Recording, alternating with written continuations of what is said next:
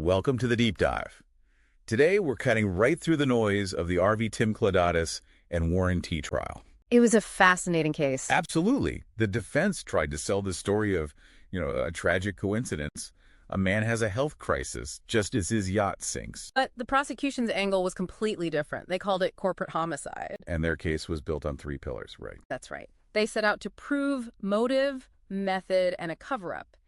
And they argued that if you put those three together, the idea of coincidence just, well, it falls apart. So let's start with the motive, the mens rea. It really all comes down to money and control. For Tim Claudatus, the architect, it was about securing what's called the control premium of the family business, Star Foods. He wanted to consolidate power. Exactly. And then you have the executioner, Warren T. What was his story? His was pure financial desperation. He was reportedly drowning in over 400,000 New Zealand dollars in debt. Wow. Okay. Yep. So he was vulnerable. Extremely. And Claudatus exploited that. The prosecution laid out a clear contract, a $50,000 payment to Warren T. 50 grand. How did they hide that? They tried to wash it through Tim Claudatus's private holding company.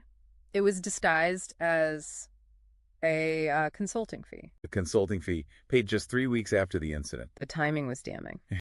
The clinical nature of it is chilling. Okay, so that's the why. Let's get into the how, the method. This is where it gets really interesting. Well, this is the core of the actus reus, the criminal act itself. It wasn't one thing. It was a synchronized two-pronged attack. Two weapons. Two weapons. The first was chemical.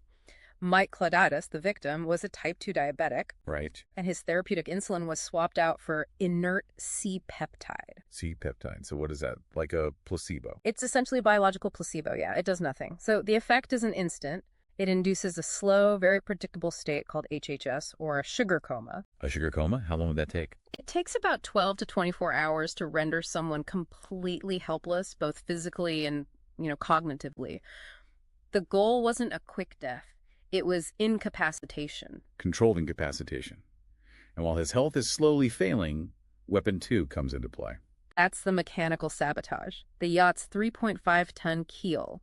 It was secured by a single, non-compliant 6mm tack weld. A tack weld. What is that exactly? It's a temporary joint. It's meant to just hold something in place for a moment. It has zero structural integrity. You're talking about a multi-ton piece of equipment held on by what is functionally a tiny spot of metal. Wait, a temporary well holding the entire keel. Exactly. An experienced sailor like Warren T. could trigger its failure on command. All he had to do was execute a hardtack maneuver. And the whole thing will just go. Instantly. The boat capsizes in a remote, pre-planned kill zone. So you have this slow-moving medical crisis perfectly timed with a sudden, catastrophic mechanical failure. That alone seems to destroy the coincidence argument. It does. But the actions taken after the capsize are what really proved the guilty mind, the intent to defraud. Cover-up. The cover-up.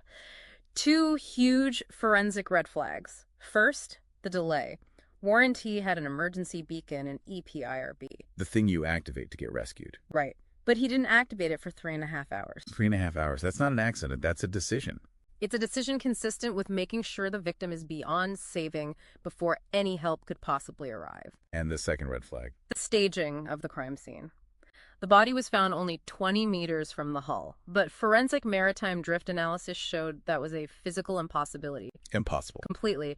Given the currents and the weather, it just couldn't happen naturally. The body was moved, it was staged for the police, and of course for the insurance claim. So when you put it all together, the prosecution's argument was just that this level of synchronization is not possible by chance? Precisely.